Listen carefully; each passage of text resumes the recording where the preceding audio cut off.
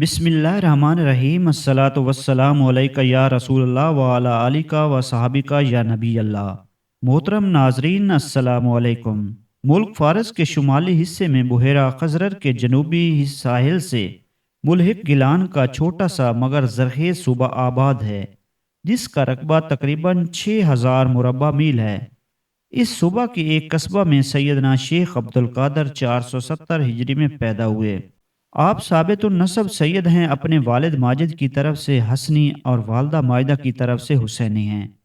آپ کے نانا سیدنا عبداللہ سومعی بڑے زاہد و مجہب الدعوات اور صاحب کرامت ولی تھے، اور ضعف و پیری کے باوجود کثیر النوافل اور دوائم الذکر تھے۔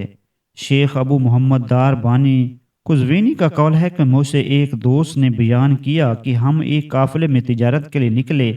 جب صحرائے سمرقند میں پہنچے تو سواروں نے ہمیں آ گھیرا۔ پریشانی میں ہم نے بآواز بلند یوں کہا، یا شیخ ابا عبداللہ السومی! کیا دیکھتے ہیں کہ شیخ ہمارے درمیان کھڑے ہیں اور فرما رہے ہیں، بہت پاک و ذات ہے ہمارا پروردگار اللہ، اے سوارو ہم سے دور ہو جاؤ۔ یہ سن کر گھوڑے اپنے سواروں کو پہاڑوں کی چوٹیوں اور جنگلوں کی طرف لے کے بھاگے اور ایسے گم ہو گئے کہ ایک جگہ نہ رہے۔ اس طرح ہم ان سے بچ گئے۔ پھر ہم نے شیخ کو اپنے درمیان تلاش کیا، مگر کہیں نظر نہ آئے اور نہ پتہ لگا کہ کدھر تشریف لے گئے۔ جب ہم جیلان میں واپس آئے تو ہم نے لوگوں سے یہ ماجرا کہہ سنایا۔ وہ کہنے لگے، اللہ کی قسم شیخ ہم میں سے غائب ہوئے ہی نہیں تھے۔ آپ کی والدہ مائدہ کو بھی اللہ تعالیٰ نے خیر و صلاح سے خط وافر عطا فرمایا تھا، اور آپ کی پھوپھی سیدہ عائشہ بھی بڑی پارسا تھیں۔ ایک دفعہ جیلان میں امساک باران ہوا، لوگوں نے بہت دعائیں کی مگر بارش نہ ہوئی۔ آخرکار مشائخ جیلان سیدہ عائشہ کی خدمت میں حاضر ہوئے اور آپ سے درخواست کی بارش کے لیے دعا فرمائیں۔ یہ سن کر وہ اپنے گھر کے صحن میں گئیں اور زمین کو جھاڑو دیا، پھر بارگاہ الہی میں یوں عرض کیا، اے میرے پروردگار، جھاڑو تو میں نے دے دیا ہے، چھڑکاؤ تو کر دے۔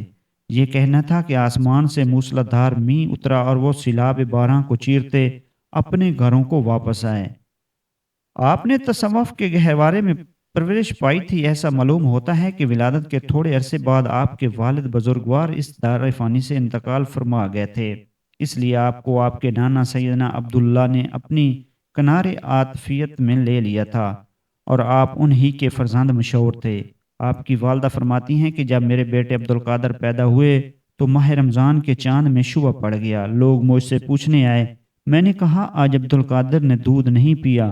پھر ظاہر ہو گیا کہ اس دن رمضان کی پہلی تاریخ تھی۔ اس وقت ہمارے شہر میں مشہور ہو گیا کہ شریفوں کے ہاں ایک لڑکا پیدا ہوا ہے جو رمضان شریف میں دودھ نہیں پیتا، جو دن کو دودھ نہیں پیتا۔ آپ بچوں کے ساتھ نہ کھیلتے، چنانچہ فرماتے ہیں کہ جب میں بچوں کے ساتھ کھیلنے کا قصد کرتا تو ایک کاہل کو یہ کہتے سنتا، اے مبارک کہاں جاتے ہو؟ میں ڈر کر بھاگتا اور اپنی ماں کی گود میں آ جاتا۔ یہ معلوم نہیں کہ آپ کی تعلیم کب سے شروع ہوئی، مگر اس قدر تحقیق ہے کہ 10 برس کی عمر میں آپ اپنے شہر کے مکتب میں پڑھنے جایا کرتے تھے، کیونکہ جب آپ سے دریافت کیا گیا کہ آپ کو اپنے ولی ہونے کا علم کب ہوا تو آپ نے فرمایا، میں 10 برس کی عمر میں اپنے شہر میں گھر سے نکلتا اور مدرسے جایا کرتا، بس میں فرشتوں کو اپنے پیچھے پیچھے چلتے دیکھتا۔ جب مدرسے پہنچتا تو انہیں یہ کہتے سنتا کہ اللہ کے ولی کو جگہ دو کہ بیٹھ جائے۔ ایک روز ایک شخص جسے میں اس وقت نہ جانتا تھا ہم پر گزرا۔ جب اس نے فرشتوں کو یہ کہتے سنا تو اس میں سے ایک سے پوچھا، یہ لڑکا کون ہے؟ اس نے جواب میں کہا، اس کی شان بڑی ہوگی، اسے عطا کیا جائے گا، اسے قادر کر دیا جائے گا اور محروم نہ رکھا جائے گا، اسے مقرب بنایا جائے گا اور اس کے ساتھ مکر نہ کیا جائے گا۔ غرض 18 برس کی عمر تک آپ جیلان میں ہی رہے، پھر اپنے قندوم لزوم سے بغداد کو شرف بخشا۔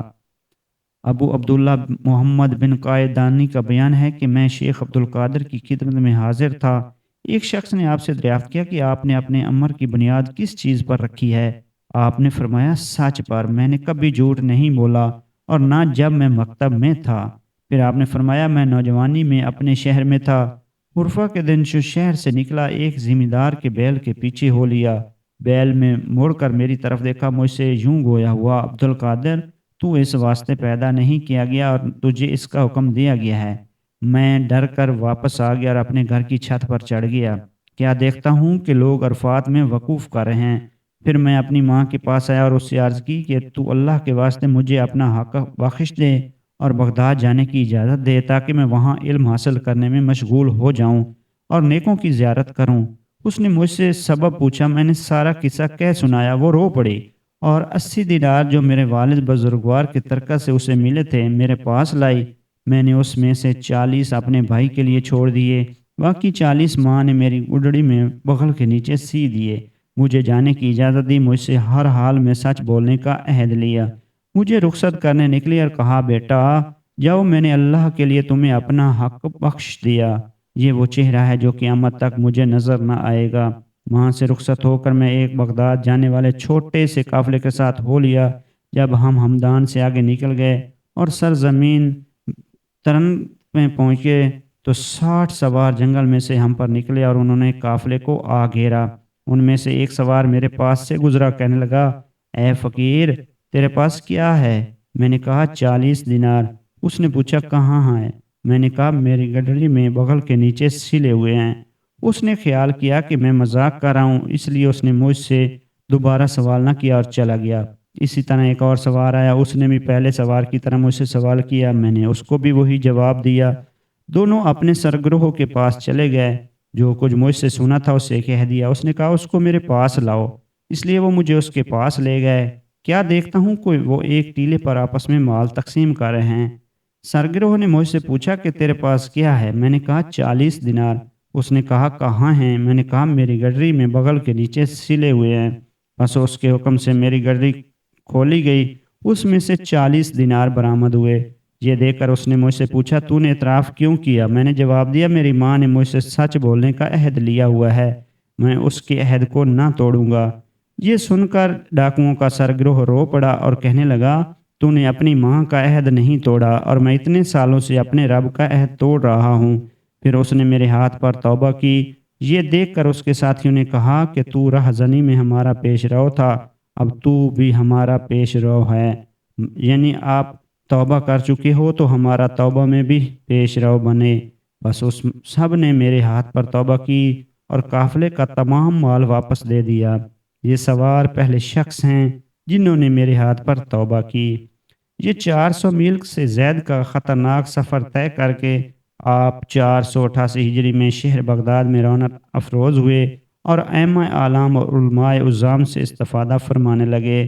آپ نے پہلے قرآن کریم کو روایت اور روایت کی رس سے پڑھا، پھر فقہ اصول، علماء حنبلی، محفوظ القوانی اور دیگر سے پڑھا اور شیوخ سے علم حدیث حاصل کیا۔ تحصیل علوم میں آپ کو سخت تکالیف کا سامنا ہوا۔ ماں نے 40 دینار جو دیے تھے وہ تو راستے میں ہی خرچ ہو گئے ہوں گے، بغداد پہنچتے ہی فقر و فاقہ پیش آیا ہوگا۔ چنانچہ آپ فرماتے ہیں میں ابتدائی حال میں 20 روز بغداد میں ٹھہرا، مجھے کھانے کو کوئی چیز نہ ملتی تھی اور نہ کوئی مباح شے ہاتھ آتی تھی۔ تنگ آ کر میں ایوان کسرہ کے ویرانہ کی طرف نکلا کہ شاید کوئی مباح چیز مل جائے، مگر میں نے وہاں 70 ولیوں کو پایا جو سب کے سب میری طرح پیٹ کے لیے مباحات کی تلاش میں پھر رہے تھے۔ میں نے سوچا ان کی مزاحمت کرنا مروت سے بعید ہے، اس لیے میں بغداد کی طرف لوٹ آیا۔ راستے میں مجھے اپنے وطن کا ایک شخص ملا جس سے میں واقف نہ تھا۔ اس نے مجھے ایک پارا زیرہ دیا اور کہا تیری والدہ نے یہ تیرے لیے بھیجا ہے۔ میں اسے لے کر جلد ویرانے کی طرف واپس آ گیا۔ میں نے کچھ اپنے واسطے رکھ لیا اور باقی ان 70 ولیوں میں تقسیم کر دیا۔ انہوں نے مجھ سے پوچھا یہ کیسا ہے؟ میں نے کہا یہ میری ماں نے بھیجا ہے، مگر میں نے پسند نہ کیا کہ سب اپنے پاس ہی رکھ لوں۔ پھر میں بغداد میں آیا اور جو کچھ میرے پاس باقی تھا اس کے عوض کھانا کھا لیا اور فقیروں کو آواز دی، سب مل کر ہم نے کھانا کھایا۔ اس طرح ماں نے ایک دفعہ 8 دینار بھیجے، وہ بھی جلد صرف ہو گئے۔ ابو بکر تمیمی کا بیان ہے کہ میں نے سیدنا شیخ محی الدین کو کہا یہ فرماتے ہوئے سنا ہے کہ ایک قحط میں جو بغداد میں پڑا مجھے ایسی تنگی ہوئی کہ کئی دن کھانا نہ کھایا، بلکہ گرمی پڑی چیزوں کو اٹھا کر کھا لیتا تھا۔ کچھ چیزیں جو گری پڑی ہوتی تھیں وہ اٹھا کر کھا لیتا تھا۔ ایک روز بھوک کی شدت سے دریا کے کنارے کی طرف نکلا، تاکہ کاہو کے پتے اور سبزی وغیرہ جو ملے کھا لوں، مگر جہاں جاتا وہاں پہلے بھی کوئی موجود ہوتا، اگر کوئی چیز ملتی تو اس پر فقیروں کو ہجوم ہوتا، جس کی مزاحمت مجھے پسند نہ آئی، اس لیے میں لوٹ آیا یہاں تک کہ شہر میں سوق اور ریحان کی مسجد کے پاس پہنچا۔ مجھے غایت درجے کی بھوک لگی ہوئی تھی اور صبر کرنے سے عاجز آ گیا تھا۔ میں مسجد میں داخل ہوا اور قریب الموت ایک گوشہ میں ہو بیٹھا۔ ایک اجمی نوجوان آیا اور اس کے پاس روٹی اور شوربہ تھا، وہ بیٹھ کر کھانے لگا۔ جب وہ لقمہ اٹھاتا تو بھوک کی شدت سے میں اپنا منہ کھولنے کو ہوتا، یہاں تک کہ میں نے اپنے نفس کو ملامت کیا اور کہا، یہ کیا؟ یہاں اللہ اور موت کے سوا کچھ نہیں۔ اچانک اس اجمی نے نظر اٹھا کر میری طرف دیکھ کر کہا، بھائی آئیے۔ بسم اللہ۔ میں نے انکار کیا۔ اس نے اصرار کیا اور مجھے قسم دلائی۔ میرے نفس نے مان لینے میں جلدی کی، پس میں نے آہستہ آہستہ کھایا۔ وہ مجھے پوچھنے لگا، تیرا شغل کیا ہے؟ تو کہاں کا رہنے والا ہے؟ میں نے کہا، میں جیلان کا رہنے والا ہوں اور علم فقہ پڑھتا ہوں۔ یہ سن کر اس نے کہا، میں بھی جیلان کا رہنے والا ہوں، کیا تو ایک جیلانی نوجوان عبد القادر کا نام کو جانتا ہو؟ میں نے کہا، وہ تو میں ہی ہوں۔ اس پر وہ گھبرا گیا اور اس کا رنگ بدل گیا۔ مجھ سے کہنے لگا، بھائی اللہ کی قسم میں بغداد میں پہنچا، میرے پاس نفقہ باقی تھا، میں نے آپ کا پتہ پوچھا مگر کسی نے نہ بتایا، یہاں تک کہ میرا نفقہ ختم ہو گیا۔ ختم ہونے کے بعد 3 دن اس حالت میں رہا کہ آپ کی امانت کی سوا میرے پاس کھانا خریدنے کو کچھ نہ تھا۔ میں نے دل میں کہا کہ 3 دن ہو گئے ہیں، اس حال میں شریعت نے بھی میرے لیے مردار کا کھا لینا جائز رکھا ہے، اس لیے میں نے آپ کی امانت سے روٹی اور شوربہ خریدا۔ اب حلال و طیب کھانا کھائیں، کیونکہ یہ آپ ہی کا ہے، میں تو آپ کا مہمان ہوں۔ پہلے بظاہر یہ میرا تھا اور آپ میرے مہمان تھے۔ میں نے پوچھا، یہ کیا معاملہ ہے؟ اس نے جواب دیا، آپ کی والدہ نے آپ کے لیے 8 دینار میرے ہاتھ بھیجے ہیں، جن میں سے میں نے یہ کھانا خرید لی ہے۔ میں آپ سے معافی کا طلبگار ہوں، میں نے آپ کی امانت میں خیانت کی، کو شریعت کی طرف سے مجھے گنجائش تھی۔ اس کا یہ جواب سن کر میں نے اسے تسلی دی اور خوش کیا، جو کھانا بچ رہا وہ بھی اور کچھ دینار بھی اسے دیے، جو اس نے لے لیا اور چلا گیا۔ ناظرین کرام، یہ تمام واقعات مختلف کتب سے لیے گئے ہیں۔ اگر ان کو پڑھنے میں، آپ کو سنانے میں کہیں غلطی ہوئی ہو تو اللہ پاک سے معافی کا طلبگار ہوں۔ آپ بھی کمنٹ سیکشن میں اس غلطی کا ہمیں بتا دیں کہ کہاں سے ہم غلطی کر بیٹھے ہیں۔ جزاک اللہ۔